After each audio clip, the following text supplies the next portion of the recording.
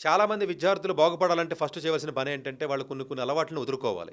ఆ వదులుకునే అలవాట్లలో మొబైల్స్‌కి, web సీరీస్‌కి addict అయ్యేటువంటి batch ఏదైతే ఉందో దీనివల్ల చాలా చాలా చాలా నష్టం జరుగుతుంది.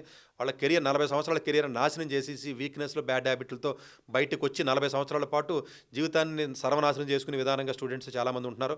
సో, మొక్కగా ఉన్నప్పుడే దాన్ని మనం మార్చాలి, వంగాలి.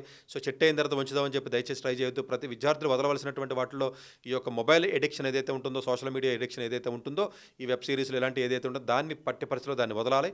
దానితో పాటుగా వదలాల్సినటువంటి విషయాలు ఏమన్నా ఉన్నాయనుకున్నట్లయితే ఇగో లాంటివి, ఎమోషన్స్ లాంటివి వదిలేయాలి. ఎందుకంటే ఇగోయిస్టిక్‌గా తీసుకున్న డెసిషన్స్ కానీ ఎమోషన్స్ పరంగా దానికి బాగుందంటే, దీనికి బాగుందంటే అది చేత్తాను, ఇది చేత్తాను, నేను పైలట్ అవుతాను, నాసాకి వెళ్తాను, సైంటిస్ట్ అవుతాను, ఎంఐటీకి వెళ్తాను, ఆక్స్‌ఫర్డ్‌కి వెళ్తాను, లేకపోతే నేను ఐఐటీకి వెళ్తాను, లేకపోతే ఫ్యూచర్‌లో నేను ఏదో బార్క్‌లో జాబ్ కొడతాను.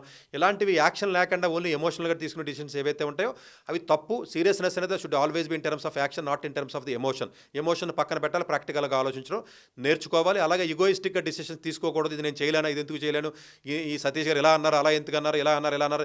ఇగోయిస్టిక్ డెసిషన్స్ తీసుకోకూడదు. వీలున్నంత వరకు కూడా ఎక్కువ మంది ఫ్రెండ్స్‌ని, బ్యాడ్ కొలీగ్స్‌ని, బ్యాడ్ అలవాట్లు ఏవైతే ఉన్నాయో అట్లన్నిటిని కూడా వీలున్నంత వరకు కూడా మీరు ఉల్లిపాయ మీద పొరలు వదిలినట్టుగా ఒక్కొక్కటి వదులుకుంటా ఆల్రెడీ అలవాటైనప్పటికీ కూడా వదులుకుంటా బయటికి రావాలి.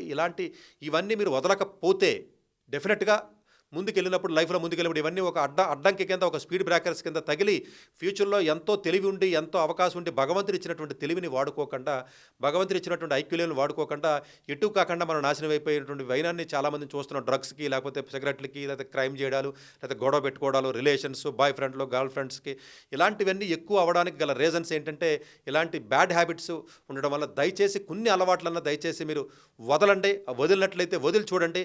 అన్నిట్లకంటే ముఖ్యమైనది వదలవలసింది కొంచెం పెద్ద వయసులో ఉన్నటువంటి నో అన్న పదాన్ని నేర్చుకోండి. ఎస్ అన్న పదాన్ని వదిలేయాలి. ఎందుకంటే నో చెప్పడం తెలిసినోడే గొప్పోడవుతాడు ఎప్పుడు కూడా లైఫ్‌లో.